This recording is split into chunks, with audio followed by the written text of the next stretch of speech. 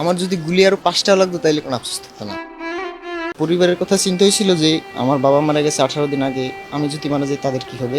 লাগছে ওইটা লেগে খাদ্যনালী ছিদ্র হয়ে গেছে এবং পায়ে যেটা লাগছে ওইটা লেগে মানে পায়ে যতগুলো রক ছিল সব রকগুলো ছিঁড়ে গেছে। মানে যত প্রকার ট্রিটমেন্ট ছিল সব দিছে এবং চেষ্টা করতেছে এখনো এখনো মানে আমি ডান পাটা মানে লড়াইতে উঠতেছি না। আসলে যেদিন সফল হয়েছে ভাই বিশ্বাস করবেন না, জুন আমার যদি গুলি 30 তারিখে আমার বাবা মারা গেছে, তো সেই কারণে আবার বাড়িতে গেছিলাম। তারপরে আবার আসছি ঢাকায়, আবার বাবা মারা মানে 7 দিন পরে 7 দিনের মতো বাড়িতে ছিলাম।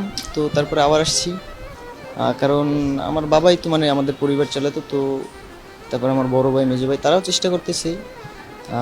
আমিও আসছিলাম যে কিছু ইনকাম পড়াশোনার পাশাপাশি যে কিছু একটা কাজবাজ করব, তো সে কারণেই ঢাকায় আসা। তো 18 তারিখে আমার এখানে কিছু বন্ধু বান্ধব ছিল, তাদের সাথে মানে একসাথে ছিলাম। তো 18 তারিখে আমরা মিছিলে যাই উত্তরা 6 নম্বর সেক্টরে। ওখান থেকেই আমার গুলি লেগে একটা পেটে আর একটা রানে। পেটে যেটা লাগছে ওইটা লেগে খাদ্যনালী ছিদ্র হয়ে গেছে এবং পায়ে যেটা লাগছে ওইটা লেগে মানে পায়ে যতগুলো রক ছিল সব রকগুলো ছিঁড়ে গেছে। এটা লাগছে আপনার মানে সন্ধ্যার একটু আগে। তো ওখান থেকে আমাকে জরুরিভাবে তাই কুয়েত হাসপাতালে নেওয়া হয়েছে, মানে উত্তরা 6 নম্বর সেক্টরে একটা হাসপাতাল আছে কুয়েত হাসপাতাল, ওখানে নেওয়া হয়েছে। তো ওখান থেকে এখানে রেফার করা হয়েছে। তো এখান থেকে স্যারে, এখানে যে ডিরেক্টর স্যার, সে অ্যাম্বুলেন্স পাঠিয়েছে ডাইরেক্ট। তো আমার ওখান থেকে সাথে সাথে নিয়ে আসার পরে আমার রাত্র 12টার সময় অপারেশন হয়েছে। তো ওই সময় আমার 7 ব্যাগ রক্ত লাগছে। এটা মানে দেওয়াটা অসম্ভব ছিল। তো এটা স্যারে কীভাবে ম্যানেজ করেছে আমি জানি না, তো আল্লাহ ব্যবস্থা করে দিছে। আমার যখন গুলিটা লাগছে পায়ে লাগার হয়তো বা 1 বা 2 সেকেন্ড পরেই পেটে লাগছে। তো পায়ে যে গুলিটা লাগছে মানে এত পরিমাণে ব্যথা ছিল, আমি মানে পেটে যে গুলি লাগছে আমি টের পাইনি। এবং আমার হাতের আবার বুলেট লাগছিল, এখানে একটা এখানে একটা। যখন আমার গুলিটা লাগছে তখন তো আমার যে বন্ধু বান্ধব ছিল তারা একজনে ডাক দিয়েছে, মানে অন্য যারা ছিল অন্য পাশে তাদেরকে ডাক দিয়েছে, আমার বাইরে গিয়ে গুলি লাগছে, তোমরা তাড়াতাড়ি আসো। তো আমি তখন ভাবছি যে আমি মারা যাব। আমি তখন ভাবছি যে আমি মানে আর বাঁচবো না। তো পরিবারের কথা চিন্তা হয়েছিল যে আমার বাবা মারা গেছে 18 দিন আগে, আমি যদি মারা যাই তাদের কি হবে। তো এইভাবে খারাপ লাগছিল। তারপরে যখন এখানে নিয়ে আসলো, স্যারে যথাযথ চেষ্টা করছে। স্যারে ওই রাতের ভিতরে আধা ঘন্টার ভিতরে 7 ব্যাগ রক্ত জোগাড় করছে। একমাত্র স্যারের ছিলেই মানে এখনও বেঁচে আছি। তারপরে এখানে যত সুযোগ সুবিধা সবই স্যারে দেখতেছে।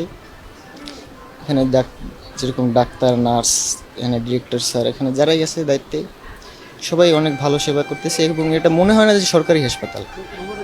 এবং আমার বোন ছিল, আমার বোন থাকতো আপনার গাজীপুরে। তো আমার বোনকে আমি সর্বপ্রথম ফোন দিয়েছি, আমার মা ছিল গ্রামের বাড়ি বরিশাল। সর্বপ্রথম মাকে ফোন দিছি যে মা এরকম আমার গায়ে গুলি লেগছে, তুমি আমার মানে ভাইয়ের একটু পাঠিয়ে দাও, মানে এই কুয়েত হাসপাতালের নাম বলছো ওইখানে পাঠিয়ে দাও। তারপরে আমার বোনের নাম্বারটা মুখস্থ ছিল, আমার বোনকে একটা ফোন দিয়েছি, আমার বোন ছিল আপনার গাজীপুরে।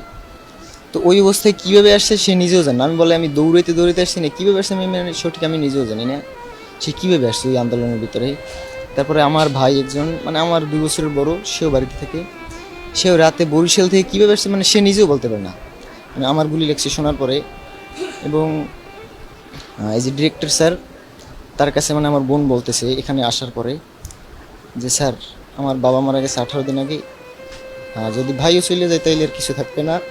তারপরে স্যারে সব কিছু করলো, মানে যত প্রকার ট্রিটমেন্ট ছিল সব দিছে এবং চেষ্টা করতেছে এখনো এখনো মানে আমি ডান পাটা মানে লড়াইতে উঠতেছি না। যত প্রকার চিকিৎসা আছে স্যারে করতেছে, যত প্রকার মানে ট্রিটমেন্ট করা দরকার, যত করা দরকার সব স্যারে করতেছে, মানে সর্বোচ্চ চেষ্টা করতেছে। এখানে স্যার ডাক্তার যারা আছে সর্বোচ্চ আমার জন্য চেষ্টা করতেছে এবং শুধু আমার জন্য না, এখানে যারাই আছে সবার জন্য মানে তারা অনেক চেষ্টা করতেছে। এবং আমার যেদিন ওটি হয়েছে স্যারে মানে ওটি 12টায় শুরু হয়েছে, তো স্যারে 5:30 ওটি থেকে বের করছে আমাকে। তো স্যারে 5:30 বাসায় গেছে। আসলে যেদিন সফল হয়েছে ভাই বিশ্বাস করবেন না, আমার যদি গুলি আরও 5টাও লাগতো তাইলে কোনো আফসোস থাকতো না। লাগছে তো 2টা, যদি আরও 5টা লাগতো তাইলে কোনো আফসোস থাকতো না। মানে এতটা শান্তি লাগছে মনের ভিতরে। এবং আল্লাহর রহমতে মানে এই যে এখন মানে এমন একটা শান্তি আছে, এইটা মানে কাউকে বুঝাইতে পারবো না যে গুলি লাগার পরেও এত ব্যথা, তারপরেও মানে মনে যে একটা শান্তি।